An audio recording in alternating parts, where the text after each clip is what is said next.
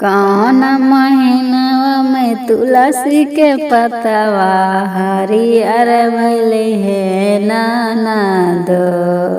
कौन महीनावा में तुलसी के पतवा हरियर भइले हे ननदो।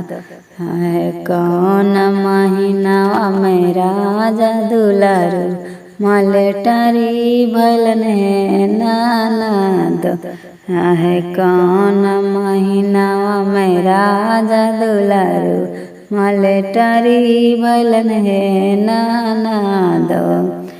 सावन महीनावा में तुलसी के पतवा हरियर भइले हे ननदो। सावन महीनावा में तुलसी के पतवा हरियर भइले हे ननदो। भाद महीनावा में राजा दुलरुआ मलेटरी भइलन हे ननदो। भाद महीनावा में राजा दुलरू मलेटरी भइलन हे ननदो।